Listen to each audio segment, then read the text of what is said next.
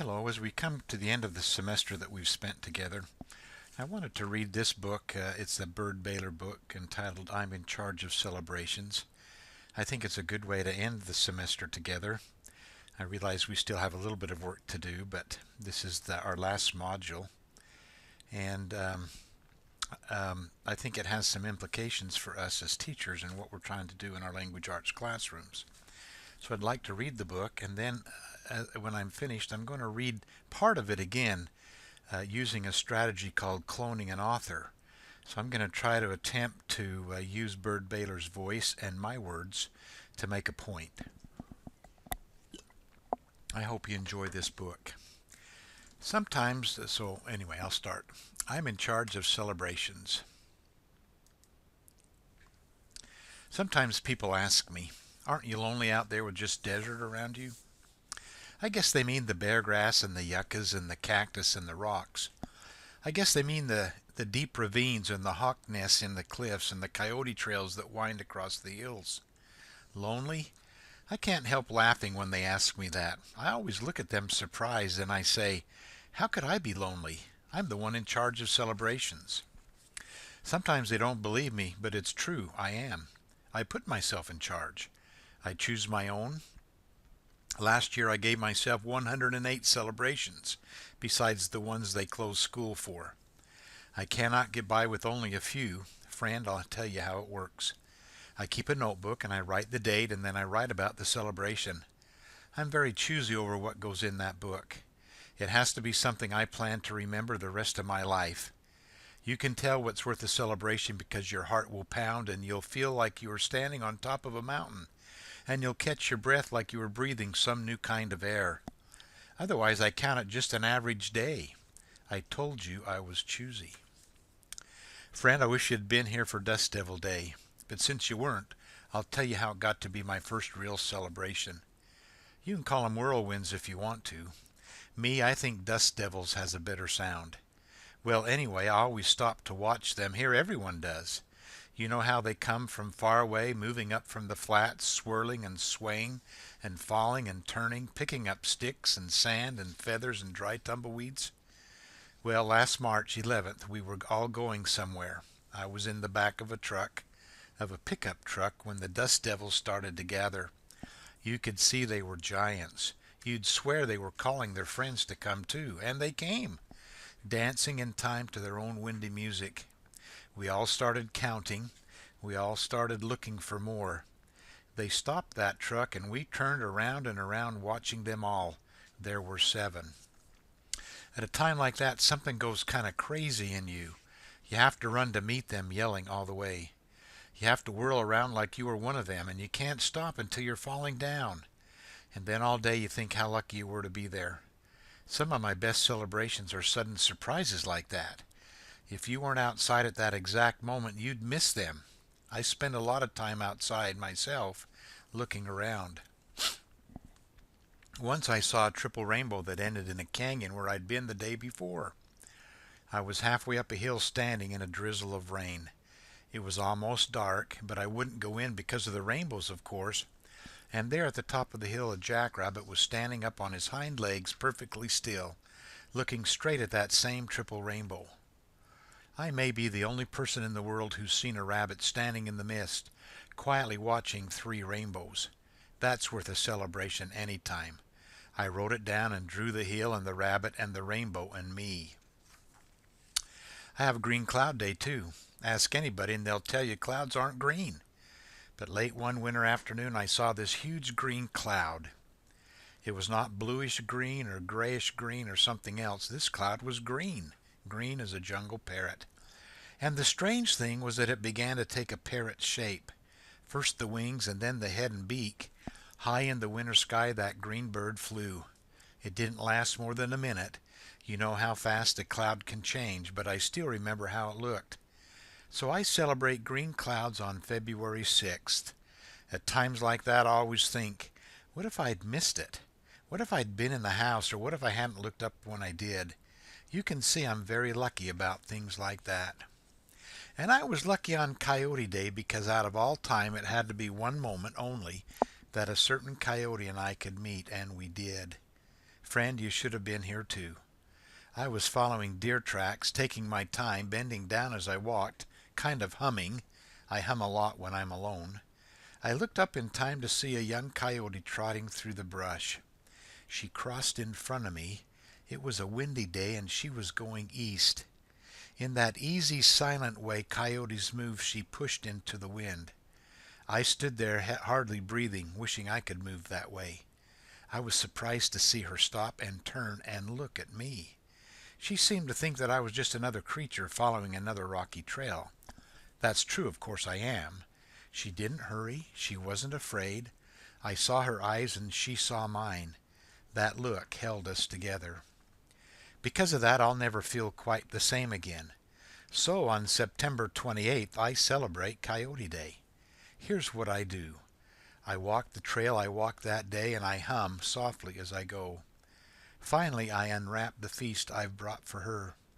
Last time, it was 3 apples and some pumpkin seeds, and an ear of corn and some big soft homemade ginger cookies. The next day I happened to pass that way again. Coyote tracks went all around the rock where the food had been, and the food was gone. Next year I'll make it even better. I'll bring an extra feast and eat there too. Another one of my greatest of all celebrations is called the Time of Falling Stars. It lasts almost a week in the middle of August, and I wait all year for those hot summer nights when the sky goes wild. You can call them meteor showers if you want to. Me, I like to say they're falling stars. All that week I sleep outside. I give my full attention to the sky, and every time a streak of light goes shooting through the darkness, I feel my heart shoot out of me. One night I saw a fireball that left a long red blazing trail across the sky. After it was gone, I stood there looking up, not quite believing what I'd seen. The strange thing was I met a man who told me he had seen it too while he was lying by a campfire 500 miles away. He said he did not sleep again that night. Suddenly it seemed that we two spoke a language no one else could understand. Every August of my life I'll think of that. Friend, I've saved my New Year celebration until last. Mine's a little different from the one most people have. It comes in spring. To tell the truth, I never did feel like my New Year started January 1st. To me, that's just another winter day. I let my year begin when winter ends and morning light comes earlier the way it should. That's when I feel like starting new. I wait until the white-winged doves are back from Mexico and wild flowers cover the hills and my favorite cactus blooms. It always makes me think I ought to bloom myself. And that's when I start to plan my New Year celebration. I finally choose a day that's exactly right. Even the air has to be perfect and the dirt has to feel good and warm on bare feet. Usually it's a Saturday around the end of April. I have a drum that I beat to signal the day. Then I go wandering off, following all of my favorite trails to all the places I like. I check how everything is doing. I spend the day admiring things. If the old desert tortoise I know from last year is out, strolling around, I'll go his direction a while. I celebrate with horned toads and ravens and lizards and quail. And friend, it's not a bad party. Walking back home kind of humming, sometimes I think about those people who ask me if I'm lonely here. I have to laugh out loud. I'm the one in charge of celebration. Kind of a fun book, huh? I think there's some neat connections to what we do as teachers. But let me try my rendition at using Bird Baylor's voice. So I'm in charge of celebrations, cloning an author, Bird Baylor and her book, by Brad Walker. Sometimes people ask me, aren't you lonely out there with just desks and whiteboards around you? I guess they mean the standardized tests, the Common Core state standards, the poor pay, and the demanding administrators. I guess they mean legislators and other political folks who truly don't understand what we do, the parents who might be so critical, and the editorials in the paper. Lonely? I can't help laughing when they ask me that. I always look at them surprised, and I say, how could I be lonely? I'm the one in charge of celebrations. Sometimes they don't believe me, but it's true, I am. I put myself in charge. I choose my own. Last year I gave myself 108 celebrations, besides the ones they closed school for. I cannot get by with only a few. Friend, I'll tell you how it works. I keep a notebook and I write the date and then I write about the celebration. I'm very choosy over what goes in that book. It has to be something I plan to remember the rest of my life. You can tell what's worth a celebration because your heart will pound and you'll feel like you're standing on top of a mountain and you'll catch your breath like you are breathing some new kind of air. Friend, I wish you'd been here for Stephen's I Can Read Day. Stephen was a fifth grader who was struggling with reading. His parents asked if I would tutor him. On December 10th of that year, his mother came in to observe. She mentioned that she was amazed at how well Stephen was reading. He told her that for Christmas he didn't want to have to come to the tutoring sessions anymore. I told them both that I thought Stephen was ready to go forward on his own. He had made great progress. He was a reader. So December 10th will always be Stephen's I Can Read Day. You should have been here when Paul, a very reluctant fifth grader, finally published his first book. He was on fire after that. He took all the books he'd published home for the Christmas holiday and took them to his grandpa's house. He has a big family, and Paul put them on a small table just inside the front door of his grandpa's house. And as his cousins, uncles, and aunts came to the family Christmas party, he said, "Hi, would you like to read one of my books?" So now every October 6th is Paul's I'm an Author Day. I can't fully describe the range of emotions I felt as I read Imani's emotional piece about her dad leaving again for a tour overseas in the military. I was reminded of what is most important in our lives and what literacy is for. I was reminded to trust our students as writers and look to what they're saying. We all have yaps that must be sounded over the rooftops of the world. Imani's yaps brought tears to my eyes. So every November 28th is Imani's Power of Literacy Day. Friend, I've saved one of my favorite celebrations until last.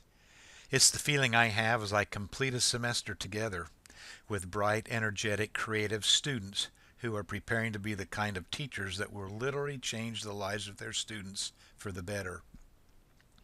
They will literally change the world. I see the excitement in their eyes. I feel their enthusiasm and commitment to making a difference. I have watched them work with students and I see their incredible potential and their amazing talent. And I have a wonderful, warm, and happy feeling come over me, knowing that the schools and the school children that I love so much will be fine, just fine. And friend, it's not a bad feeling.